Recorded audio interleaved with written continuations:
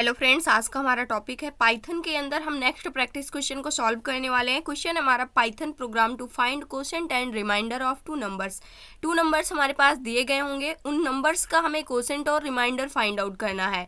For example अगर हम इसको समझते हैं तो मान लीजिए a इक्वल यानी नंबर 1 हमारे पास यहाँ पर दिया गया है 4 और v इक्वल एक नंबर हमारे पास दिया गया है 2।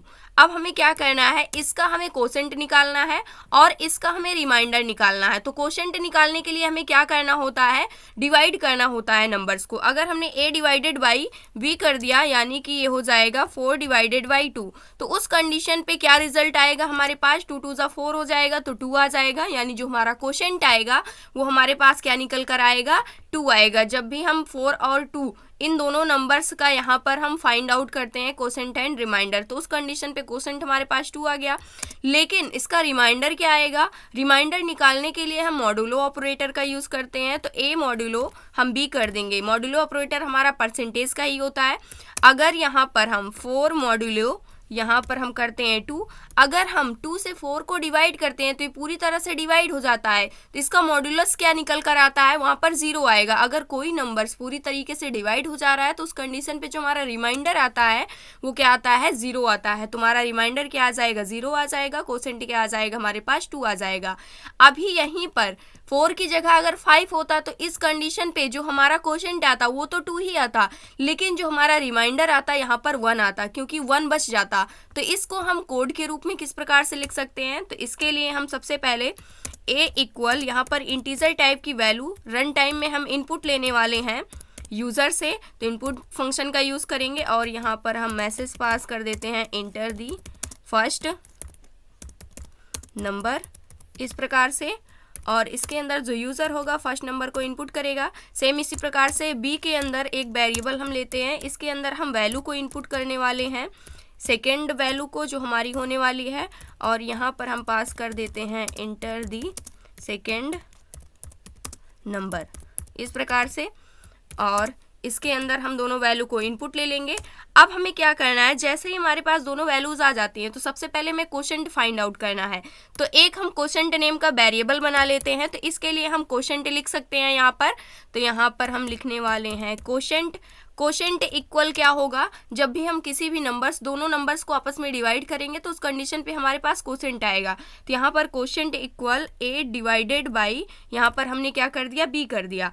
तो इस कंडीशन पे जो कोसेंट होगा वो फाइंड आउट होकर के हमारे पास आ जाएगा।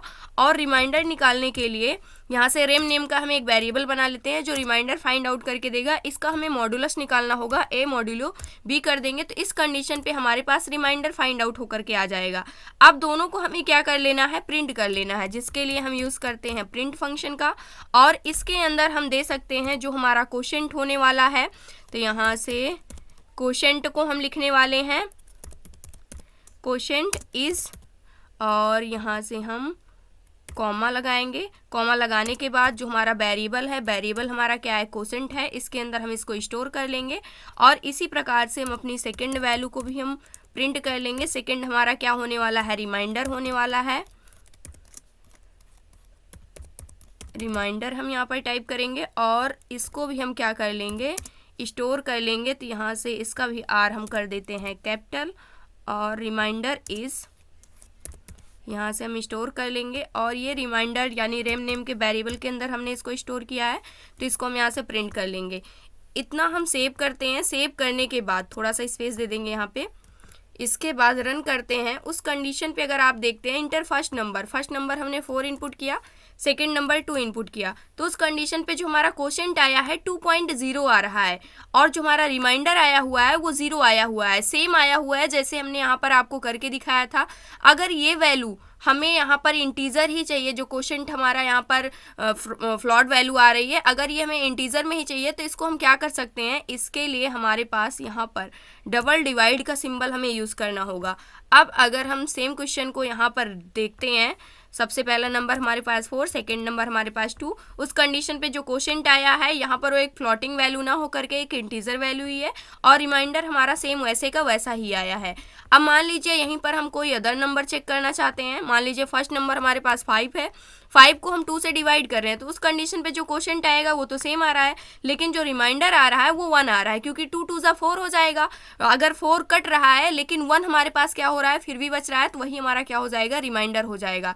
इसी प्रकार से आप किसी भी बड़े नंबर को क्या कर सकते हैं, चेक कर सकते हैं। मान लीजिए यहाँ पर 45 है और यहाँ पर हमारे पास है 30, तो इस कंडीशन पे जो हमारा क्वोशंट आएगा वो आप देख सकते हैं, यहाँ पर आ रहा है हमारे पास 1 और जो रिमाइंडर आ रहा है वो हमारे पास आ रहा है यहाँ पर 15, क्योंकि जो 30 होगा 1 टाइम ही जाएगा, तो इस कंडीशन पे हमारा क्वोशंट 1 आ रहा है, उसके अलावा 15 हमारे पास बच रहा है, तो वही हमारा क्या हो जाएगा, रिमाइंडर हो जाएगा। तो ये था आज का हमारा टॉपिक। आई होप दोस्तों अगर आज की इन्फॉर्मेशन आपको अच्छी लगी हो तो प्लीज़ वीडियो को लाइक करना, चैनल को सब्सक्राइब करना और दोस्तों के पास शेयर करना।